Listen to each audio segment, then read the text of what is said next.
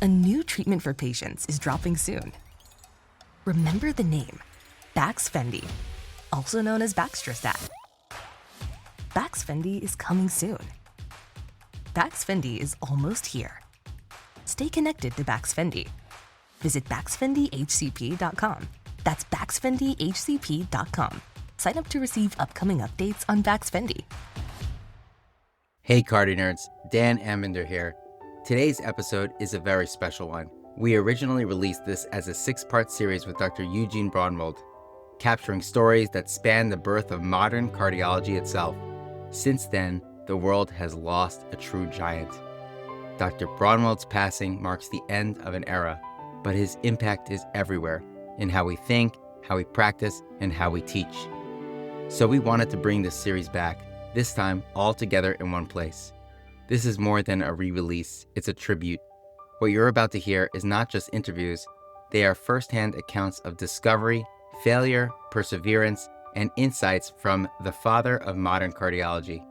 From the NIH Camelot years, to the development of transseptal access, to the natural history of valvular disease, and the foundations of MI care, these stories continue to shape everything we do today. As you listen, you'll hear a recurring theme: right place, right time, right people, and the humility to recognize it. But make no mistake, this wasn't just luck. It was curiosity, relentless work, and the ability to seize the moment. We hope this series inspires you the way it inspires us. Whether you're a trainee, a seasoned clinician, or someone who loves cardiology, this is our chance to learn directly from one of the greatest minds our field has ever known. And so with that, please join us as we revisit the Braunwald Chronicles. Hey CardioNerds, it's Amit and Dan. We are so honored to bring to you the Braunwald Chronicles. These are the stories of discovery, innovation, accidents, perseverance, and so much more. But truly, these are the stories of cardiology, directly from a father of modern cardiology himself, Dr. Eugene Braunwald. Dr. Braunwald's life and stories together are the saga which have brought us to this day in modern cardiology. So please join us for the Braunwald Chronicles as we journey through the storybooks, the history of cardiology, across 6 extraordinary chapters. We begin with Chapter 1, at the right place, at the right time, with the right people. We learn about how serendipitous events in Dr. Braunwald's early days, paired with his incredible grit and brilliance, got him to the NIH, where he quickly became the chief of cardiology at the age of 31, the precipice to an illustrious career ahead. We thank Dr. Karan Desai, editorial APD with the CardioNerds Academy and fellow at the University of Maryland, for all the work he put into designing the Braunwald Chronicles. My fellow CardioNerds, it is a distinct honor to welcome all of you to this landmark discussion with the father of modern cardiology, Dr. Eugene Braunwald. All of us have no words to describe the privilege we feel at this moment. In Thomas Lee's biography about Dr. Braunwald, which I encourage all of you to read, he writes that Dr. Braunwald often has said that he was lucky to be in the right place at the right time with the right people, and thus luck enabled him to make contributions to the advancement of medicine. But as Thomas Lee notes, Dr. Braunwald was repeatedly in the right place at the right time with the right people. Dr. Braunwald's story, accomplishments, and legacy are deeply intertwined with the history of modern medicine, and we are so lucky to hear those stories today, to today be in this right place at the right time with the right person.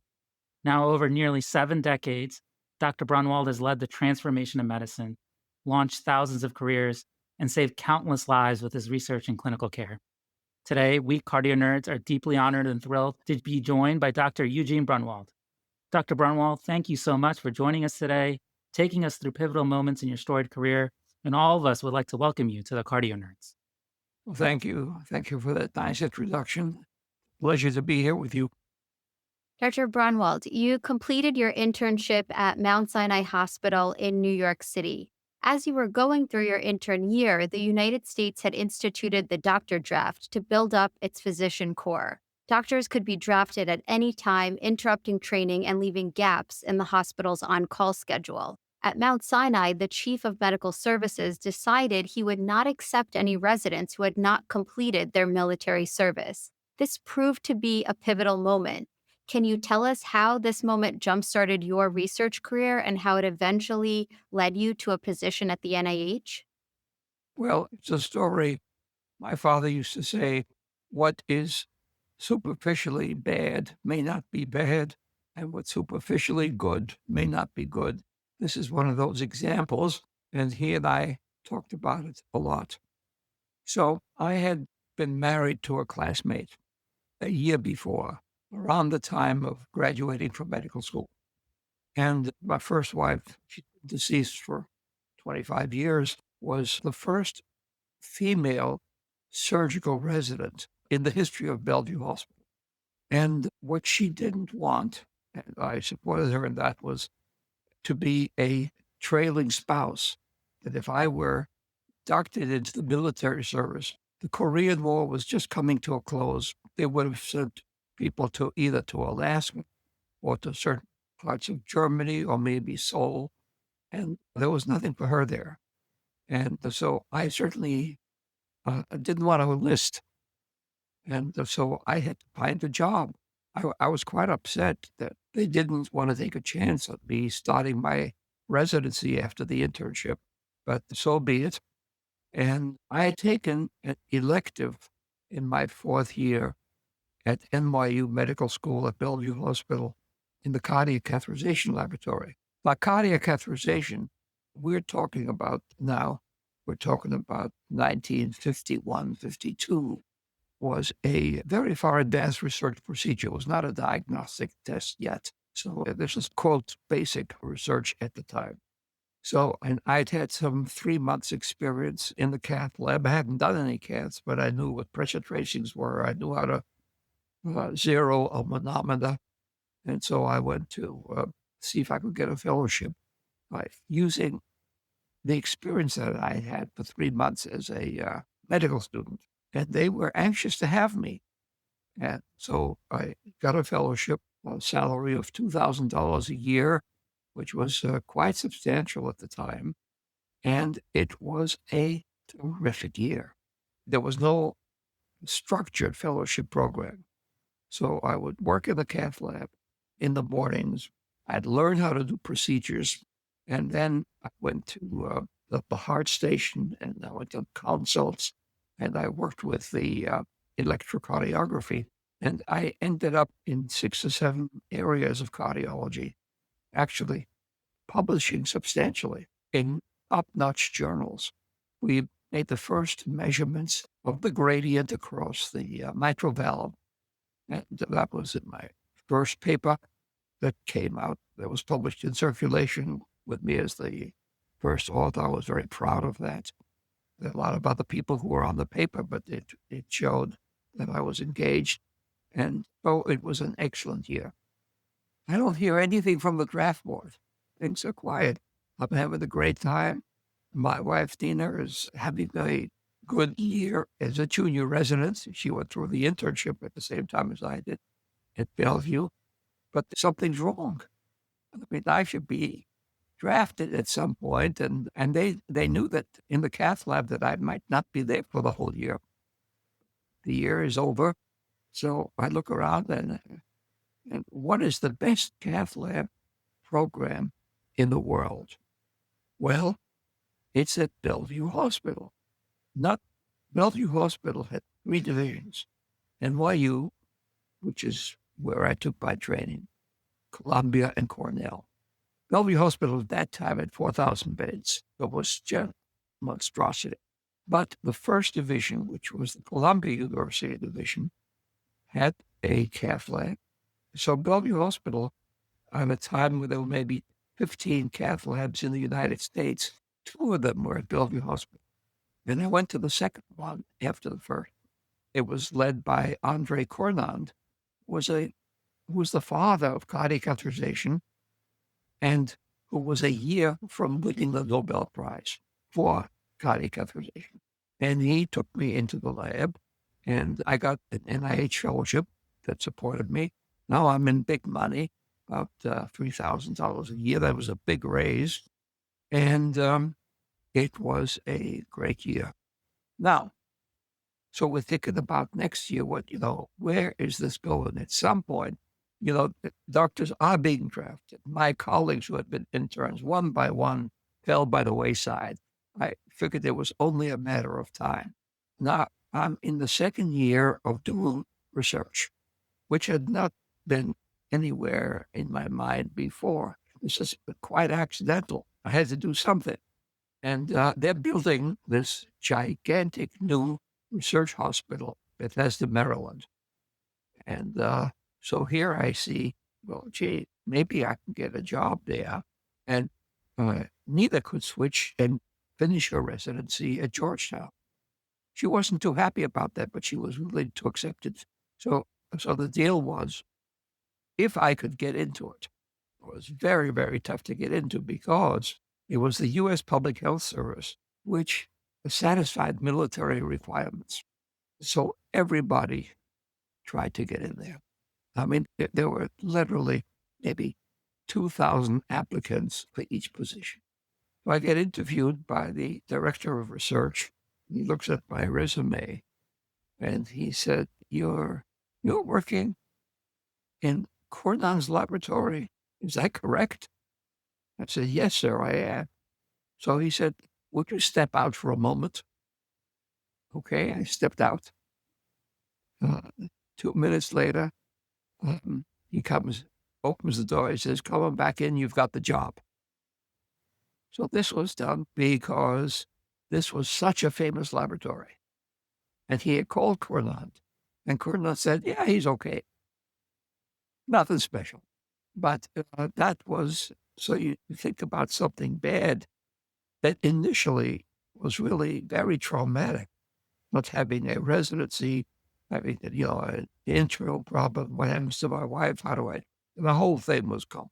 So the next thing that happens is I hear from the draft board. Draft board then says you have to come in for your physical. It was the U.S. Navy. And so I had a job that let them know that I was going to the public health service. They said no. I said, you've got to be down here a week from Monday for your physical. And if you're not going to be inducted as a doctor. You're going to be an ordinary seaman. So I called this bed, later was my boss, Robert Berlin, and I said, look, I'm in trouble. And he said, you go down to the Marine Hospital in Staten Island, and I will have you inducted into the public health service immediately. You don't have to come here till July. I want you to finish your year with Cournot. And he notified the Navy, and that was my military service. So I got to the NIH in July, and it was incredible. It was incredible. So, I had now under my belt about 25 publications in major journals. I had worked in a Nobel Prize-winning laboratory. But the NIH at that time, the major building and clinical center, was gigantic. They were finishing the floors. There were acres of space. And I worked in cardiovascular physiology. I elected to go basic, as it were, more basic than the human. And that was the beginning of my experience there. I certainly needed more clinical training. And they sent me to Hopkins. I remained an officer in the public health service while I was a resident and also a resident, which was a terrific experience. And with Nina, she was a chief resident at Georgetown. And so she didn't have any time for me. I was in Baltimore. And then I got back to the NIH. And I was very fortunate because I ascended very rapidly. And there were a few accidents along the way. The person who ran the cath lab accepted the job at Duke as chief of cardiology. It was Hal Dodge. It was very, very good. They looked around for a director of the cath lab. They found a very good person in Denver. He came and gave the equivalent of grand rounds. And I remember his lecture quite well because they had been working on adult tetralogies and gave a great lecture. And they offered him the job on the spot. He went home to Denver, and his wife found him the next morning. he had committed suicide. Horrible, horrible. Guy in his early to mid-30s. I don't know what it was. Maybe it had, obviously it was related to taking this job, or I never found out what it was. They're stuck. They're looking around. They've got the guy who's the director of the cath lab on his way to North Carolina. They have a person whom they've selected to be his successor dead, and they got to do something. So they look at me, and they said, "Would you run the cath lab?" I said, "Well, yeah." You say so.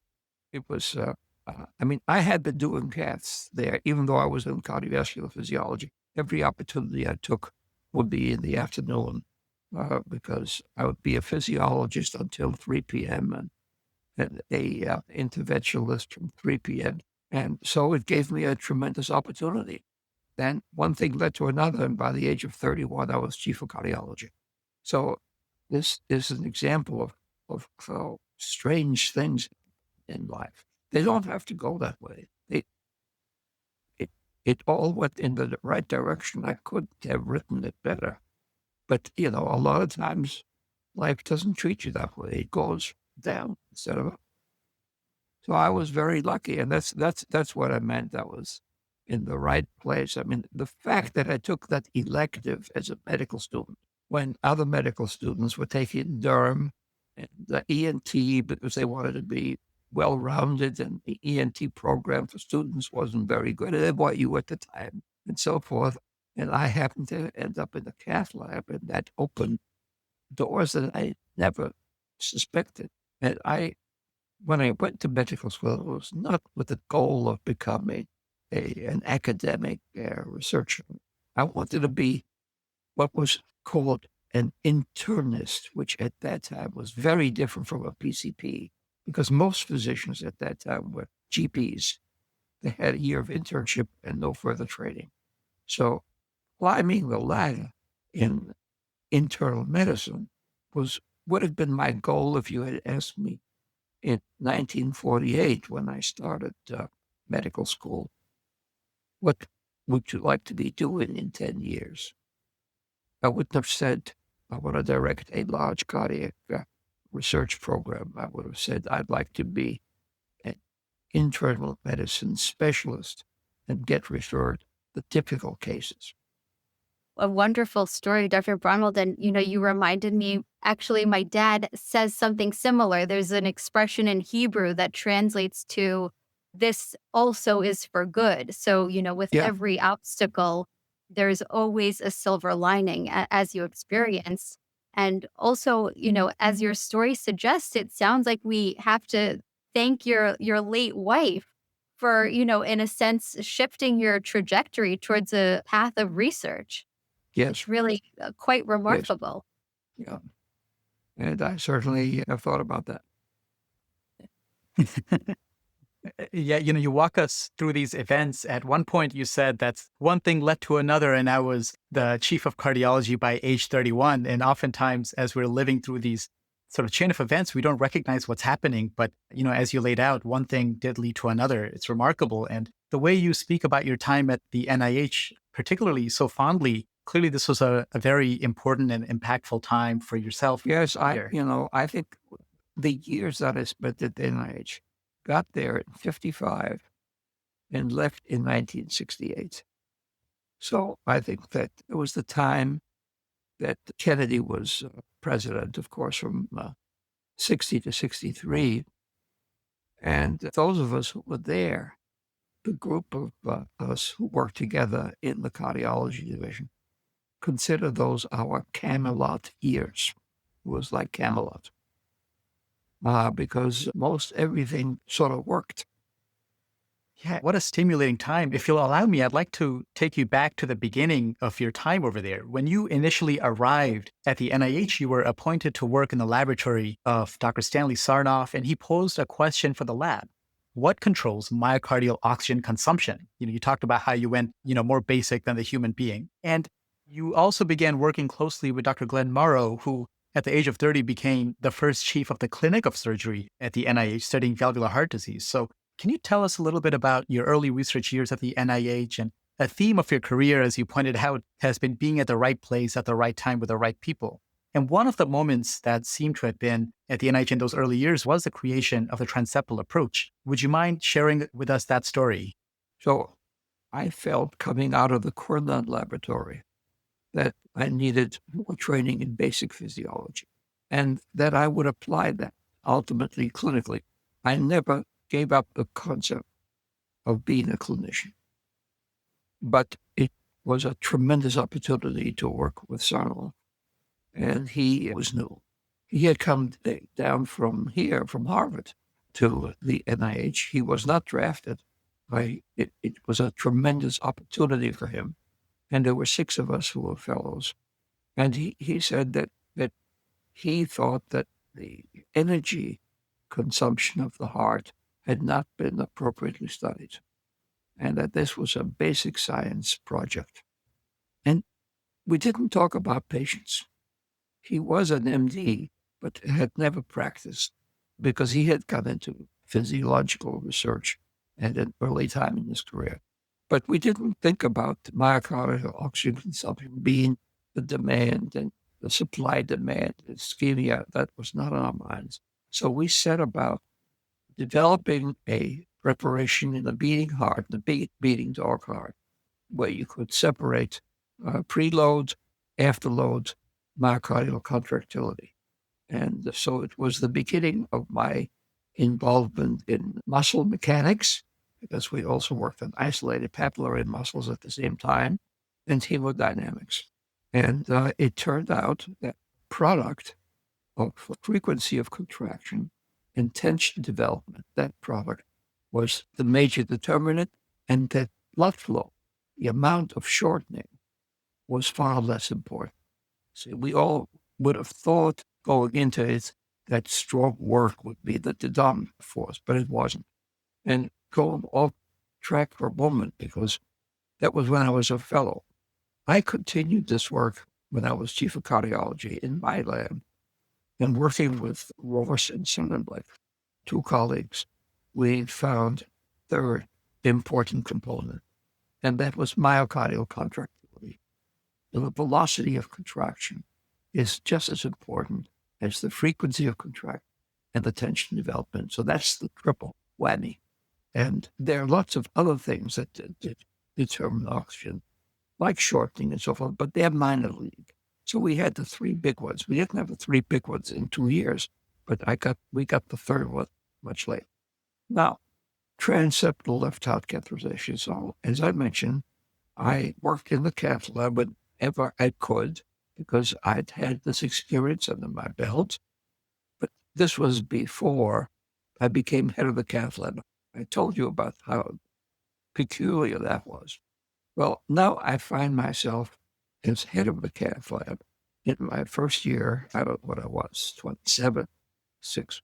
Anyway, it was in the very early days of open heart surgery, before the heart-lung machine. Deep hypothermia allowed the surgeons to do open surgery for about 5 to 10 minutes. And what congenital lesion can you do very rapidly? Common congenital lesion. You can sew up a small atrial septal defect, not in an infant, but in an adolescent or an adult. And there were plenty of those around. So what Glenn Morrow, what the chief of surgery, said, you got to tell me how big that atrial septal defect is. Because if I can stitch it together, I can do that in 5 minutes. If I have to put a patch on, we can't do it. Either have to defer the surgery until the heart-lung machine. They were doing open heart surgery on heart-lung machine, but you wouldn't do that for an atrial septal defect. It was still risky. And the preference was to do a deep hypothermia. This is a period that lasted about 18 months. Okay.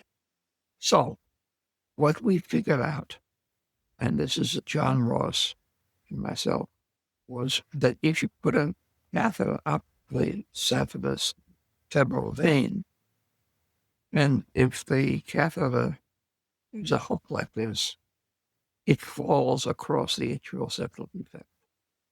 As a matter of fact, it's hard to get it into the SVC because it likes to go across. So we put a balloon in the catheter, and we filled the balloon with diodrast, which was at that time a radiopaque substance. And we pulled the balloon back so that it got stuck in the defect. And we took a plain X-ray there, so it was dumbbell-shaped size. You could put a ruler and calculate that this defect is 1.8 centimeters in diameter, and Glenn Morrow would say, go, we'll do it. So I did several of these.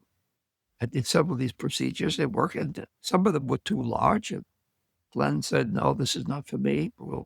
This is not for hypothermia. We'll put this lady on the list, and we'll get her once the heart lung machine has been used for. Okay. So then it's John Ross's turn to do this. And so he was the second in command of this cath lab where 5 people working. Now, we lived across the street from clinical center. There was not a dormitory, but there was an apartment building for staff. And Ross was single, and I was married to a surgical resident, which is pretty close to being single. And we lived on the same floor. And Ross, among his many talents, enjoyed cooking. And I never could figure that out. So he cooked dinner for me, occasionally, not very frequently. And so I walked down the hall and I had dinner with John. And he said, an interesting thing happened to me today. I said, tell me. He said, well, I did the procedure, did this atrial thing and so on. And I said, yeah. So I said, yes, I heard that it went quite well. He said, yes, but there was a visitor. His name, he's from Buenos Aires. He said he wore sunglasses at the cath lab. And he said, how often can you get the catheter into the left atrium? What's been your experience with this? This is the first time he's done it. He said 100% of the time. He said, so this guy says to him, he says, 100% of the time. Wow, that's incredible. Yeah, but I can see how it happened because the catheter had been bent this way. He said, if the atrial septum were intact, couldn't you stick a needle through the catheter into the left atrium? And Ross said, well, I don't know. I guess so. And he said to me, Gene, what do you think about that? I said, it sounds interesting because we don't, at that time, had a good way of getting into the left atrial using wedge pressures. And, of course, we did retrograde caths. But at that time, now we're talking 59, I think, 1959. You needed a surgical cut down to do a retrograde on the arterial bed in order to get a catheter retrograde into the left ventricle. That was a big deal. So we didn't have a good way of getting into the left ventricle. So I said, John, I think you should take some time off. And they had a wonderful machine shop and work with the guys in the machine shop and develop a needle that'll go through the catheter and so forth. And he said, okay. He said, if you take me out of the rotation in the cath lab. I said, I will, except at night and on weekends. But, during the day, during weekdays, it's fine. And that was the birth of transseptal. Now, it's had a transseptal lift-out catheterization. It has had an interesting history. We used it almost exclusively to get it left heart in our laboratory. Obviously, it was homemade. We knew how to do it, rarely punctured the aorta and so forth. And we did a lot of pharmacologic studies where the patient is perfectly comfortable.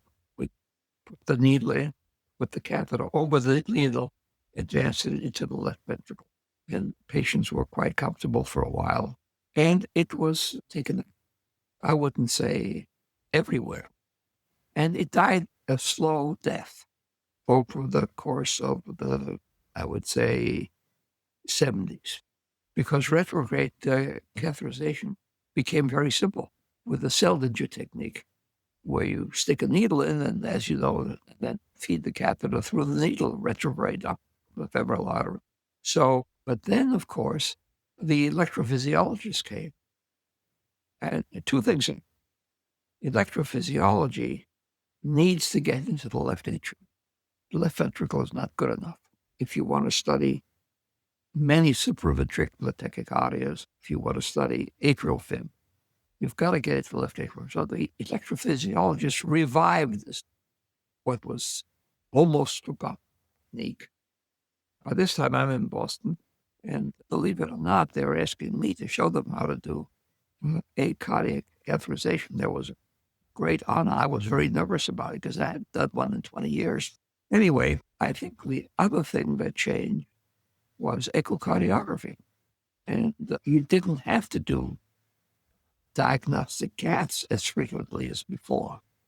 And getting into the left atrium, you know how important it is for shunting and getting blood out of the left atrium, pumping it back into the arterial tree. Well, transseptal has had a tremendous comeback.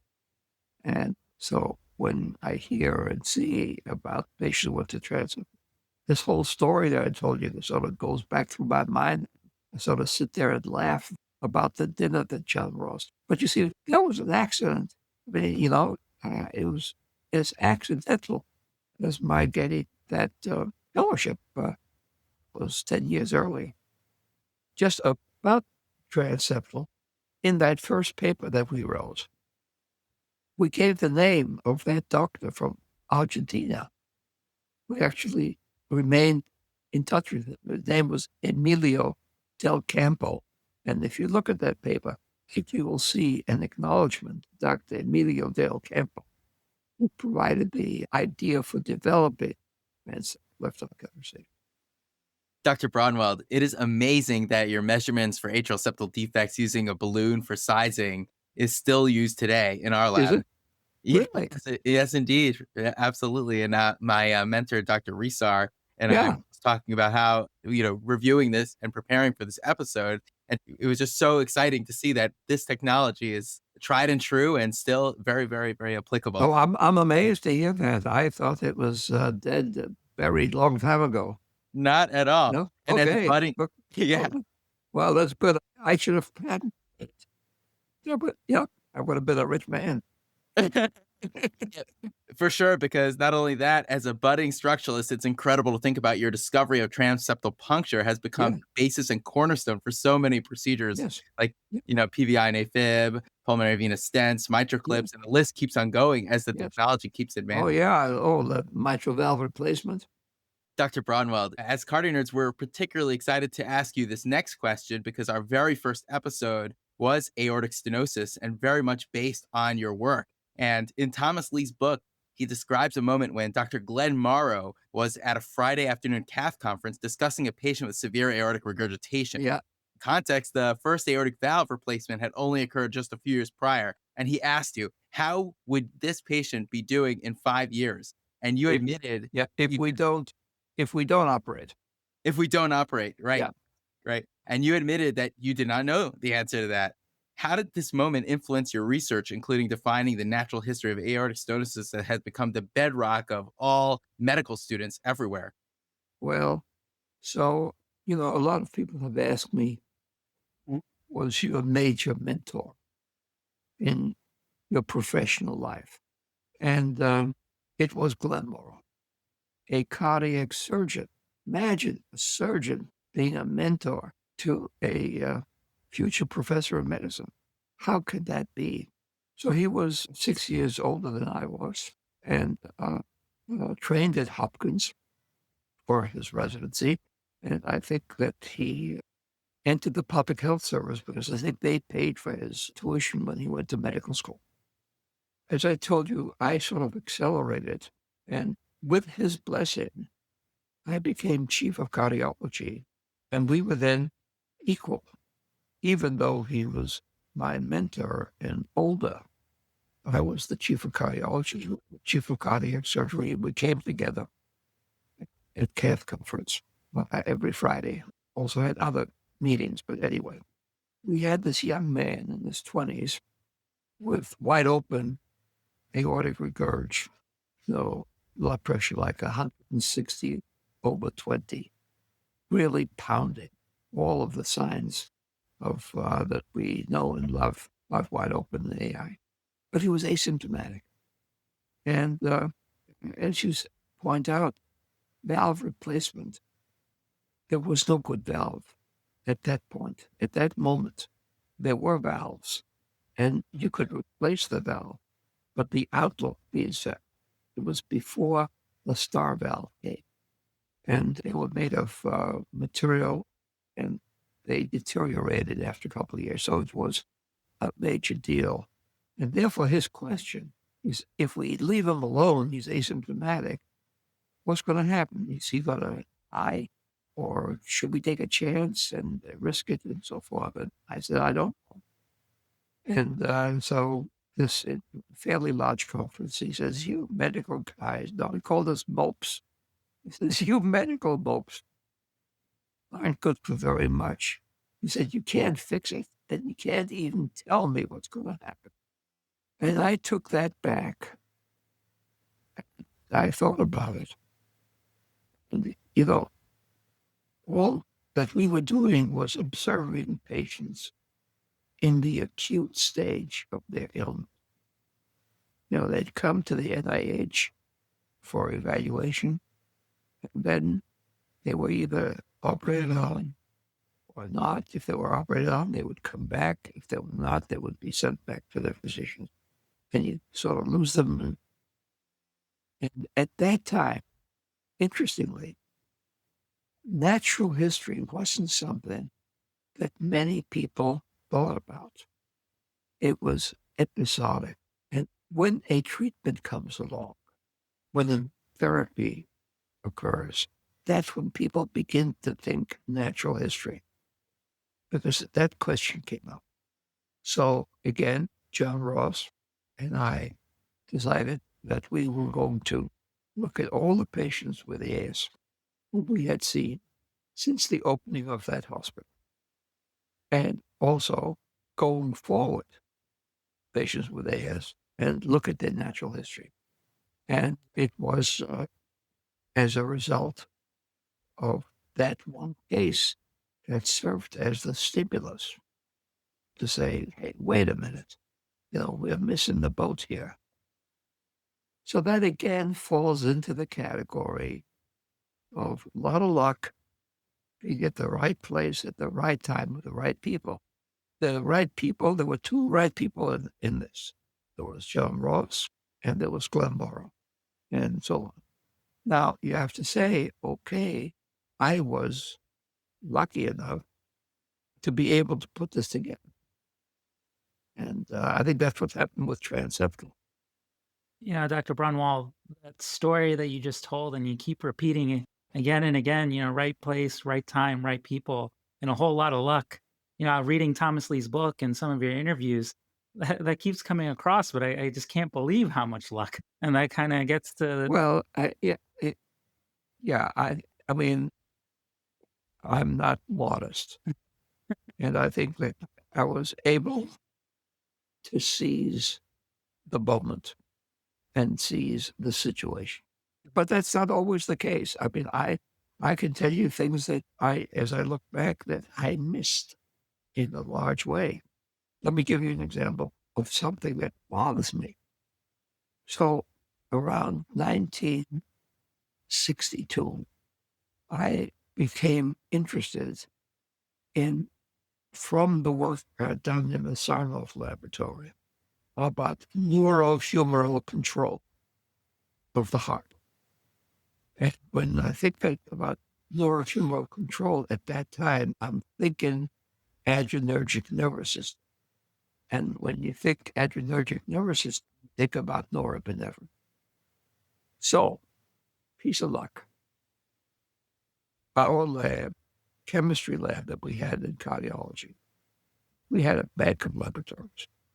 The chemistry lab we had is next to the chemistry laboratory of a distinguished pharmacologist called Julius Axelrod. Julius Axelrod also won the Nobel Prize. So he's not a small figure. He was small in size, but he was a big, big intellect. And he was measuring norepinephrine all the time. And so, because he was next door, and I would hear, see, the beauty of the NIH is the kind of contacts and people that you have there, and people that you see on the elevator, people that you see in the dining room. So, Axelrod is measuring norepinephrine, and I'm thinking about neurohormonal control. So I asked him, Julia, I said, could your technician teach my technician, Martha, how to measure norepi? He said, of course. And, a week later, we're measuring norepinephrine, measuring it in heart failure. It's elevated in heart failure. It rises with exercise, abnormal level. We do a whole bunch of normal controls. Norepi is lower, and with exercise, doesn't change very much. Then we measure norepi in a 24-hour urine excretion to see what, this exercise is brief and so forth, what happens over the day. And we classify patients by New York Heart Class, and boy, the thing goes up. So we have the first neurohumoral control of the circulation, and we measure the norepi in the heart. We get specimens of atrium that Glenn Morrow gives us from his surgery, and we measure the norepinephrine there. It's depleted in the heart because of the constant barrage of the sympathetic nervous system. 2 or 3 years later, I forget the exact time, I'm at a conference in London, and I meet a gentleman, a professor, James Black, who described the first beta blocker. Now, in a different part of my life, different direction, different lab, we had discovered hypertrophic cardiomyopathy. And by accident, we have found that a positive inotrope increases contractility. So I hear James Black describing his work with a beta adrenergic blocker. By the way, James Black won the Nobel Prize for the beta blocker. We're talking Nobel Prize. This is coming out the ears by now. So he gave me a vial of pronetolol, which was the grandparent of Prado. And I put it in my pocket. And if I were to say how it came into the United States, I might be arrested. Anyway, we took this, gave it to patients with hypertrophic submucositis, with hypertrophic cardiomyopathy. We called it at that time IHSS, and now it's HCM, which is a better name. And the gradient was reduced, and as you know, it has become significant, although not terrific, in therapy. It is used, of course. Now there's a new drug, mavacamten, that has appeared just in the past year, and I serve on the scientific advisory board of the company, the myocardial, that makes this. Anyhow, so come back and we start our patients on beta blockade. And we did some controls, we exercise and so forth, and it gradually gets accepted as a pretty good drug. You don't have anything else. This is before calcium antagonists, and they're not any better anyway. So, but what did I miss? I struck out on not using it in patients with heart failure. I mean, as I think about it, everything was there. I'm studying heart failure. I have defined the importance of the adrenergic nervous system in heart failure. I have a vial of beta blockade here. I'm using it, but I'm using it on a sort of small time group, HCM, not heart failure. We could have had a whole failure story. But done by a group in Gothenburg, Sweden. It obviously has changed the treatment of heart. So, it's not always be right. I think about this one a lot between 3 a.m. and 4 a.m. Dr. Braunwald, I'd like to take you back to what you just mentioned there, another part of your life and another lab. You mentioned the HCM story, and all our listeners and all of us here would love to hear that. Reading Thomas Lee's book, he mentions this moment where Dr. Morrow called you to the OR, I believe in 1958, and said, there's a terrible screw up here. I've opened this guy's heart and I just can't find anything wrong with it. And now this was someone that had been sent to surgery after you had analyzed his pressure tracings and concluded that aortic stenosis, but due to the location of the obstruction of the tracings, you determined him to have congenital subaortic stenosis. Yeah. This ends up being the prelude to the characterization, diagnosis, treatment of HCM. I was just in clinic the other day, and your teachings on this are exactly how we treated the patient. Can you tell us how the story unfolded? Well, I'm in the cath lab. This is the period, it's 58. In the cath lab, director of the cath lab, I'm not yet chief of cardiology, came the 61. I'm doing the procedure. The phone rings. The nurse picks up the phone. She says, Dr. Morrow wants you in the operating room right away. I said to the nurse, says, please tell Dr. Morrow in the middle of a procedure. She says, he wants you up there right away. So he's still my boss. Okay, so I asked the fellow to finish the procedure. I go upstairs. Now, in 58, open heart surgery is a big, big deal. It was at the time we did the atrial septal defect, but now it's beginning to settle down. So what we thought, this young man, his early 20s, loud, rasping, aortic murmur, had a subaortic gradient. And all we could think of was a rare anomaly, which was congenital membranous subaortic stenosis. So Glenn and I went over the case. He also reviewed the tracing, so it wasn't all my fault. I reminded him. So anyway, he reads up on this, and he says, this should be easy, because it's just a matter of opening, doing an aortotomy, and excising that membrane. I can do that. I get up to the OR, and it was sort of a circus. There are people, there are pump technicians, a gaggle of anesthesiologists, many, surgical assistants. It's a big deal. It's like we would have thought of a moonshot. It was still that primitive. He said, you screwed up. You really screwed up. There is no obstruction. I said, I'm still calling him Dr. Morrow. I'm not calling him Glenn. I said, Dr. Morrow, he said, look, he said,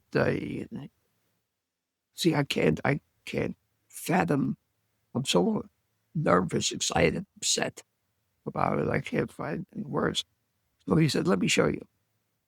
He puts his finger through the aortic orifice. He has his assistant make an opening in the left atrium. And the two fingers meet. He does what you would consider a bimanual examination of the heart. Then he has pretty thick fingers. There is no obstruction here.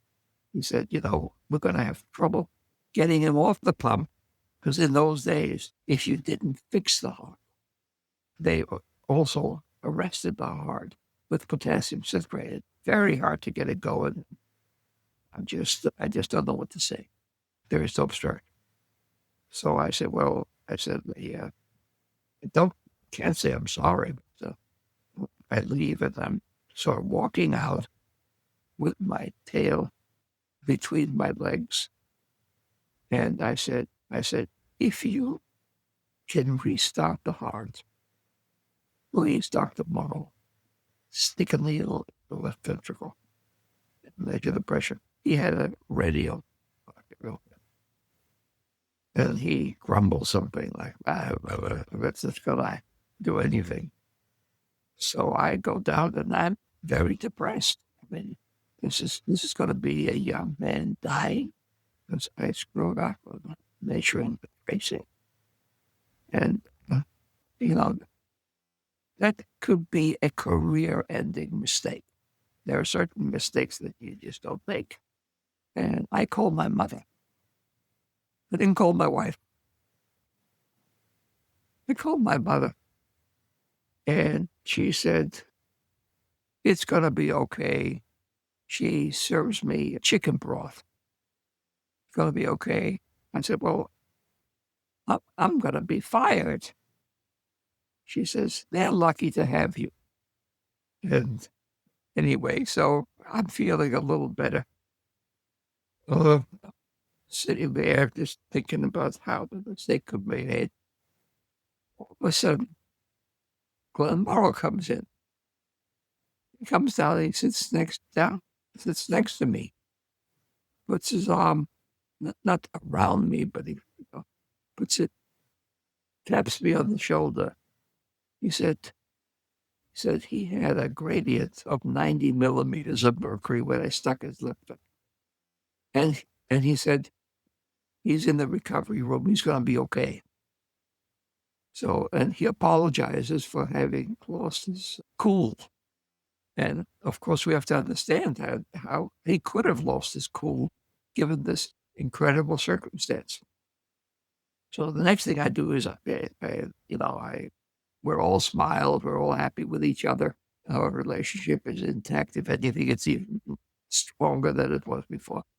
I run to the recovery room, and he's got lots of bandages and so on. I can hear that murmur rasping away. I said, what the hell is going on? So this was a period when I would have contact with Glenn. I'm running the cath lab, and it was mainly for surgical patients, pre-op or diagnostic. And we would talk about this case like every other day. And after about a month, and we're not getting anywhere, just can't figure out how you can have obstruction and not have anything that does the obstruction. Although he did say that, he says his boy has a big heart. But there was, he did his bi-manual exam. So he says to me around 4 to 6 weeks after the event, he said, Gene, I've been in medicine much longer than you.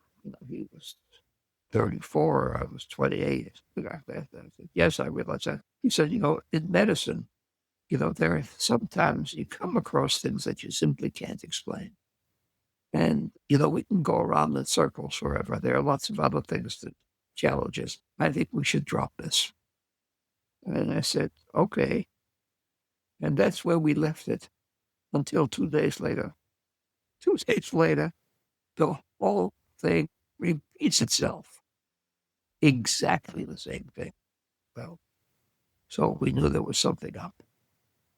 So we brought both of these, and it was also a young man. We brought both of them back and did angios and saw the bulge of the interventricular septum. And so we knew we had something big. And we got on top of that. And these patients had not been discovered because people weren't operating on aortic stenosis or subaortic stenosis. And this was new, and therefore this brought along unearthed a lot of things. Although, of course, when I studied the ancient literature, there were some French cardiologists who had seen this 19th century. There was a British surgeon, and Glenn sent him our paper. They said, well, I've got one just like this, Maud Russell Brock. And so the thing took up. But what we did is within a year, we had a dozen cases. 3 of them were siblings. So we knew there was an autosomal dominant. And then we looked at the dynamics. As I mentioned, we looked at the fact that sometimes you'd catheterize them one day and there would be a gradient of 80, and catheterize them the next day there was a gradient of 20. So something is going on. And we gave them isoprel, which increased the obstruction. And I came back with a beta blocker that I just described. This sad story about missing beta blockade in heart failure. And it's, and it proved to be reasonably useful and so forth. And that was the birth of HCM. Again, an accident. And I guess we were lucky that there was a second accident. Because if we hadn't gotten that second case, then somebody else, it's not that it wasn't discovered, then somebody else would have. The people in Toronto were very close on our heels, and they did a wonderful job. Doug Weigel, chief of cardiology, good friend. Dr. Braunwald, this is one of our favorite stories. And at Hopkins, Dr. Ed Casper tells it every single year to the cardiology fellows. And it's just incredibly inspiring. And in fact, we had him on the podcast to talk about the story as well, just because we just needed to get it out there. It really highlights a multidisciplinary approach, physical exam, trusting your gut, particularly in an era without echo or MRI, and real perseverance to figure out what is going on with this patient. And I know personally, several of my co-fellows think of the story very much when things just don't fit, but they know something's wrong. It's just really amazing. Yeah. Dr. Braunwald, looking back at your time at the NIH overall, you described that your time there so vividly. The excitement and, the energy in the walls is palpable, the way you tell your stories of your time there. What would you say are the most valuable lessons that you learned, and how did that influence your future positions? So it's 1967, and I'm a visiting professor at the University of Rochester, School of Medicine, not the Mayo Clinic, Rochester. And I'm there for 3 days, making rounds, meeting with the fellows, blah, blah, blah, blah, blah, blah, the usual. And I go to get a cab. Now, listen to how strange this is.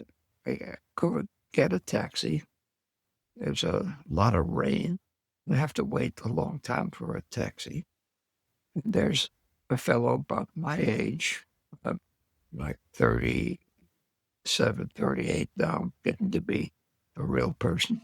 And a guy about my age, and he introduces himself that he is in this department of surgery.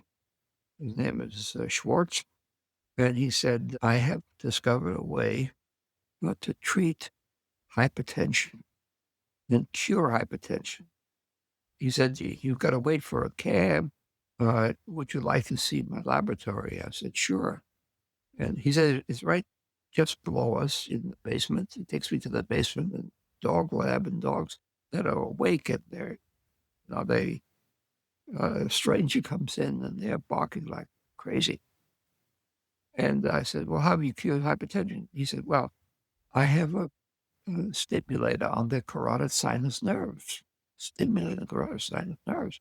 Well, we have been studying the carotid sinuses in a physiologic way. We were interested in the carotid sinus affecting the venous system. We had made some minor discoveries there. So obviously, carotid sinus nerve stimulation electrically with a pacemaker is going to lower the blood pressure. And he said, that's the treatments. And I thanked him. I'm flying back to Washington, and I'm thinking, we know about determinants of myocardial oxygen consumption. We go back to 1955 and Stanley Zamenhof. So pressure, development, frequency of contraction, and contractility. What happens when you stimulate the carotid sinuses? You reduce myocardial oxygen consumption. Reduce myocardial oxygen. You should be able to cure or abolish angina. So I come home.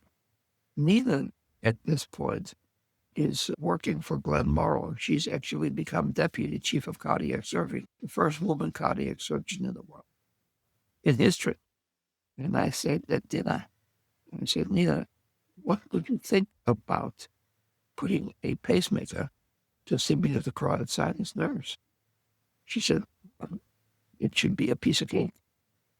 You know, surgeons think they're always certain and sometimes correct, but not always. And anyway, I said, this would be an interesting thing. And I said, it would be nice. Maybe we could do this together. We had published together, but not a great deal. Anyway, she went to the autopsy room and learned how to dissect out the carotid sinus nerves. And then she did a bunch of dogs, just like this fellow Schwartz had done. And she said, we're ready to go. And it worked. And we put this in. We had a pacemaker with an on and off switch so the patient could stimulate his carotid sinus nerve. And people with angina on the treadmill, they got angina. We're measuring arterial pressure. They pressed the button. The pressure went down. The heart rate went down. The angina disappeared. Press the off button. The thing came back. It worked. We published this in the New England Journal of Medicine. The company that made this particular pacemaker that we're using is a brand new company. It was called Medtronic. And so in 1968, we're working on this. And we're going to do a clinical trial with that. We're all set to do a clinical trial. We're at the UC San Diego, which is where we went to after the NIH. Well, I'm jumping to medicine. And Chavallero writes this paper about cabbage. And we look at each other and say, it's the direct way to treat angina. This is going to be too cumbersome and it's never going to go. And we agree to do this. But now, we had one patient at the NIH. We told our patients who had this device, this pacemaker, that they could start. If your pain is prolonged or if it's severe, turn it off. Because we were concerned that if they were having an MI and they drop their blood pressure, it's not going to be helpful. We want to drop the blood pressure in somebody who's exercising with angina, but not somebody. So this gentleman comes in. He's having an anterior MI, and he's got the stimulator on.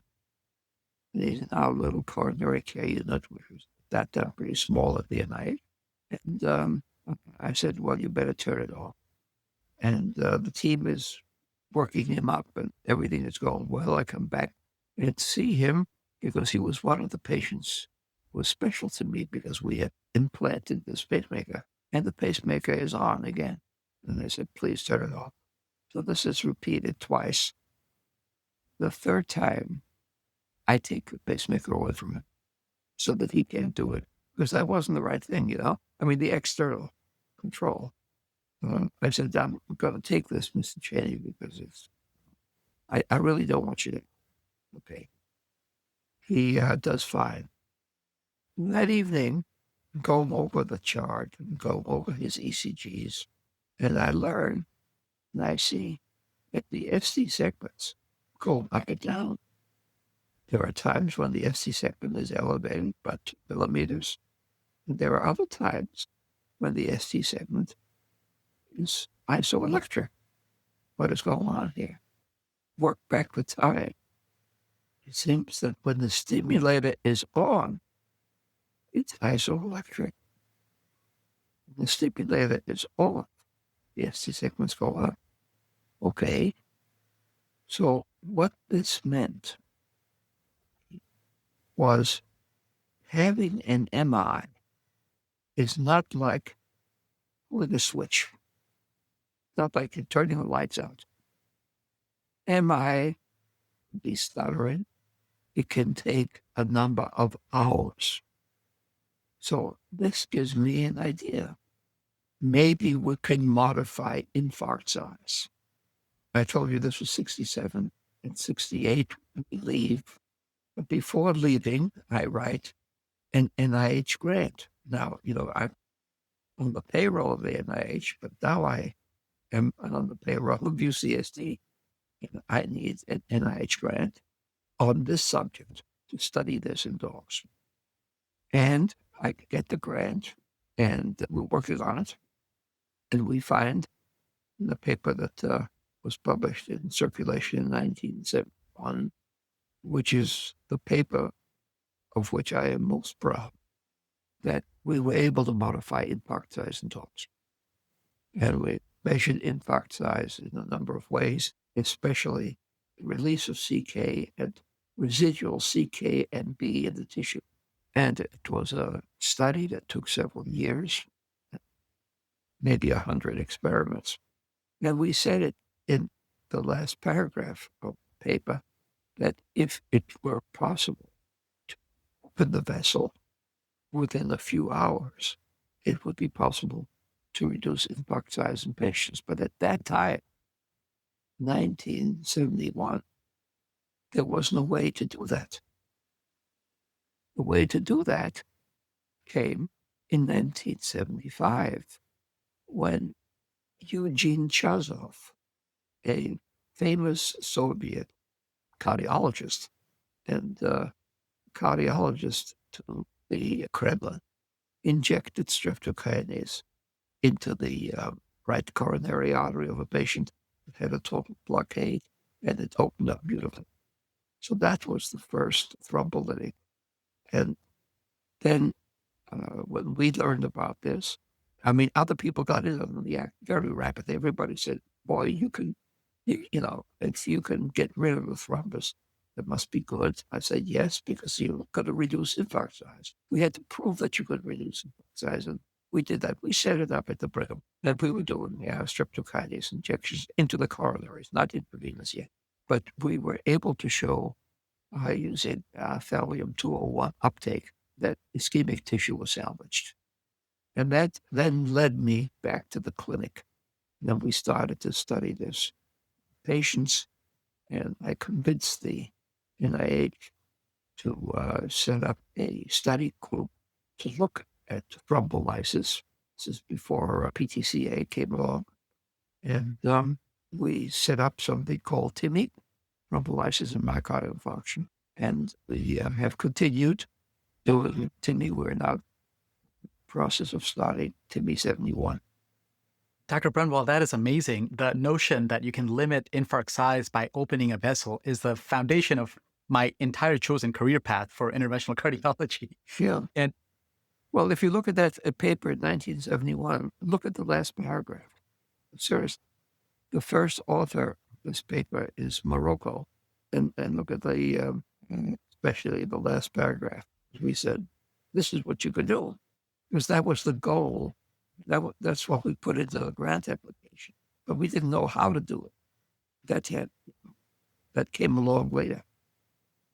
Incredible. These discoveries are so profound. They alter the trajectory of how we practice cardiovascular medicine and science. And if I just make an observation, talking about being at the right place, right time, right people, you clearly had these incredible figures in your life, Dr. Sarnoff, Dr. Axelrod, Dr. Morrow. But there's also these hidden figures. Your wife, whose career you wanted to prioritize, and so you didn't do the draft. And of course, Dr. Nina Braunwald became an incredible figure in her own right. But also your mother, who clearly had a very incredible impact on you with encouragement and chicken soup. So, it's just, you had a lot of support around you as well. Yeah, but the other thing is, if it hadn't rained that day and the taxi had picked me up, we talk about the things that affect life. But, there are bad things also. A truck comes along and skirts and for some reason and takes his leg off, or accidents happen. This was an accident that I saw these dogs, and that gave me the idea. And there was an accident that one of our patients who had this thing had an MI, and that I was able to, by accident, show that when you take it on and off, it switches the ST segments. And I said, oh my God, this is not like opening and closing the light. in the room with a light switch. That's amazing. This is like a rheostat. Speaking of your work with the dogs, Dr. Braunwald, I'd like to take you back to 1968 when you took a position at the University of California, San Diego, my medical school alma mater, as the first. Really? Yeah, that's right. That's right. No, Oh, wow. Okay. And you were the first chairman of medicine and helped Yeah. with the new medical school there. You left the NIH at the time. You remarked how you wanted to be closer to clinical medicine. Specifically, you had a high admiration for the triple threats like Donald Selden, who was a chairman of medicine at UT Southwestern. Excellent clinicians, esteemed researchers, and skillful teachers. Can you speak to what drew you to UCSD and how developing triple threat physicians became a core part of your mission? And how do we continue to support the development of triple threats today? Well, so I was extremely happy at the NIH.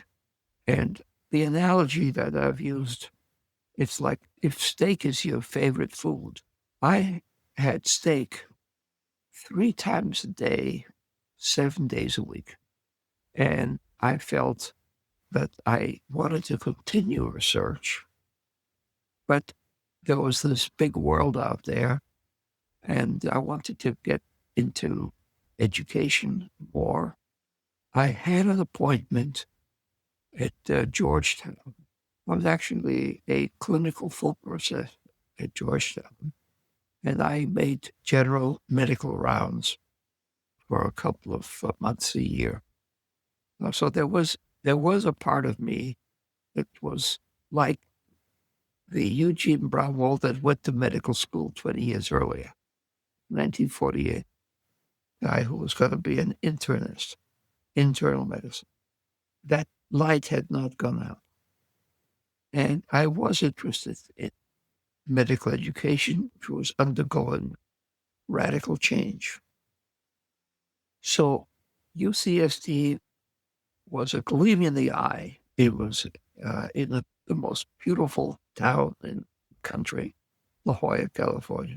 It was the ideas behind the school were very, very enticing. Namely, the Department of Medicine would be responsible for teaching physiology, pharmacology, and microbiology. There would be departments. Surgery was going to teach anatomy. Pathology was a separate department. So with my background in physiology and being interested in physiology and medicine and tying the two together, this was a natural. And so that was very exciting.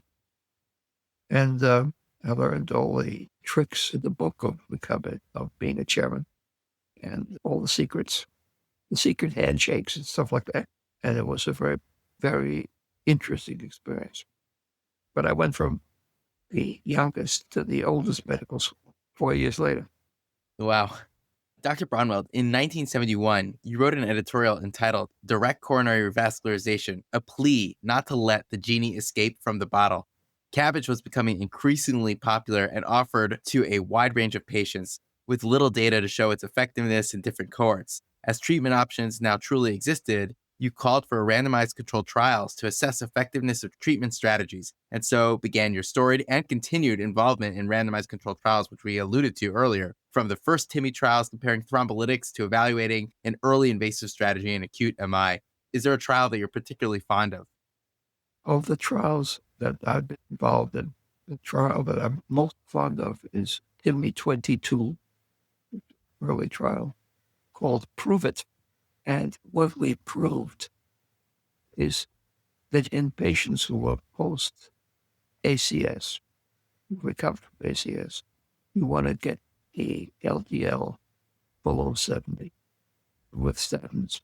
We studied Atorva 80 against Brava 40 and Atorva 80. The difference in LDL was about between 20 and 25 milligrams per deciliter. And the outcome was substantially better. And I think that changed the guidelines. And the reason I feel so positive about that trial is because it changed the way medicine was practiced. I mean, you can write a lot of papers. They can get into the best journals and so forth. And they had like bricks to help build the building, but they don't really change anything. I mean, that paper that I'm so proud of in 1971, the paper on infarct size in dogs. I mean, yes, I'm very proud of that because it gave voice to a new idea. But I think the difference here was it changed the way people practice medicine. Of course, now 70 is too high, and go down to 50 and even below that. But I think the impact that it had at that time, 100 was considered to be the goal. And it changed the goal from 100 to 70, and that's a huge difference. So, Dr. Braunwald, in 1978, you took a year-long sabbatical from the Brigham to work on the first edition of Braunwald's heart disease. At the same time, you were coordinating Harrison's internal medicine, and you actually had to designate different rooms in your house, the Harrison's room and the heart disease room, so you could make sure that you had your correspondence and drafts straight. These are some of our fundamental texts of internal medicine and cardiology, and they've been staples for students, trainees, faculty for years. But there's also been a fundamental change in the way trainees acquire information. And there still remains this underlying thirst for understanding the mechanism of disease.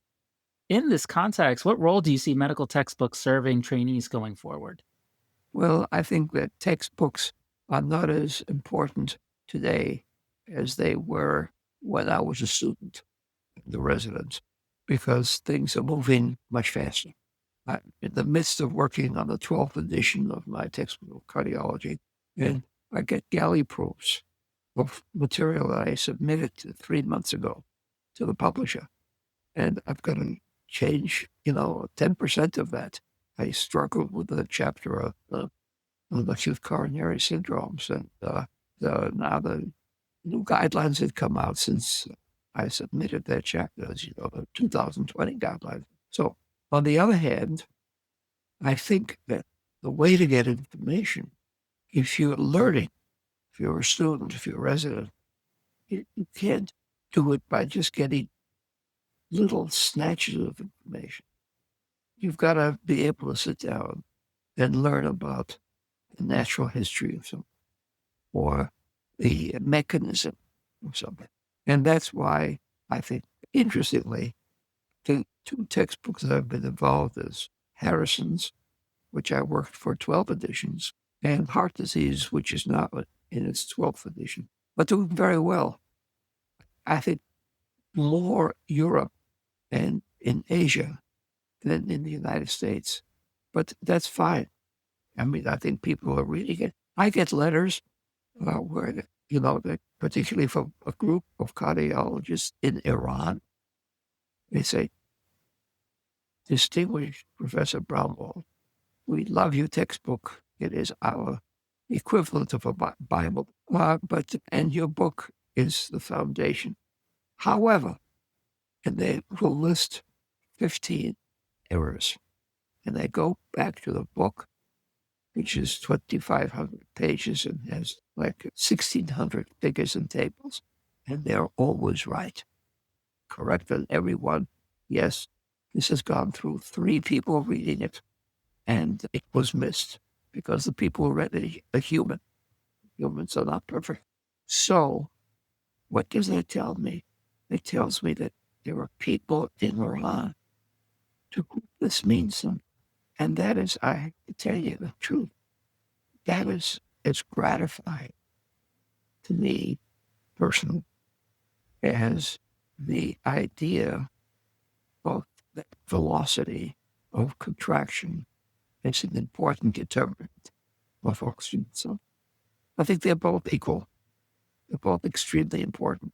But I think the fact through a text, you can have a doctor do something better to a patient. You've never seen the doctor. You never will see him or her.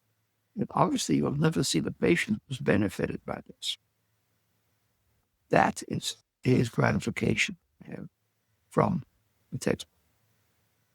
Dr. Braunwald, it's so heartwarming to hear you say that. Sometimes we get emails from our listeners about how much it's meant to them to get learning and teachings from the podcast. And so it's just such a pleasure for us to be able to share your teachings, your history with our audience. And it's such an incredible time and space where it's like the traditional modalities for sharing information meet the digital modalities, which we've seen, especially within the past COVID pandemic era with the rise of webinars and podcasts. There's synergy. One cannot replace the other. You still need to go back to get the foundations of the information, to get the whole picture, and get supplemented from the digital space. Well, actually, I have been working for about 12 years with adding new information to the electronic version of my textbook. And we have two types of things. We have late-breaking clinical trials, which get in within 24 hours of presentation. And we have something that's called Hamo for Press, where I have a medical writer in Canada. I worked with this lady for 12 years, and I identify the article. Before I see it, I see that, I get the table of contents of the major journals, and I guess what's going to be important. And she gets them like a journalist. She can't release them until they're published, but we have it for release, and it gets into the book. And she places the summary, sends it back to me. I review it, I edit it. It goes to the publisher, and she places it into the paragraph of the electronic version of the book where it belongs. So this is sort of a hybrid. It's amazing.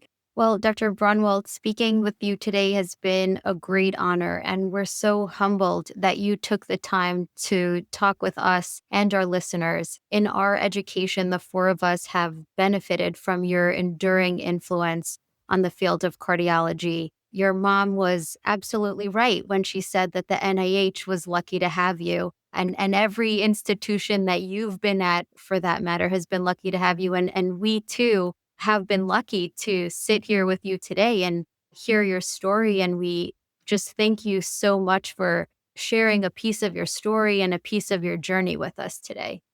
Well, it's nice to have been with you, and you asked the interesting questions. And I hope this will be useful to your audience. Thanks for tuning in to another CardioNerds episode. The audio editing for this episode was performed by me, Pacey Wettstein. I am an intern in the CardioNerds Academy, House Jones, and an MS1 at LeComm Seton Hill. I invite you to check out the episode page for show notes and references. If you found this episode informative, please consider subscribing to CardioNerds on your favorite podcast platform and leaving us a review. It helps us spread the word and further our goal to democratize cardiovascular education. Finally, this podcast is not meant to be used for medical advice. The views expressed on our show and site do not reflect the opinions or policies of our employers. All CardioNerds content is planned, produced, and reviewed solely by CardioNerds. Stay tuned for more engaging conversations and explorations in our upcoming episodes. And now, it's time to make like an S2 and split.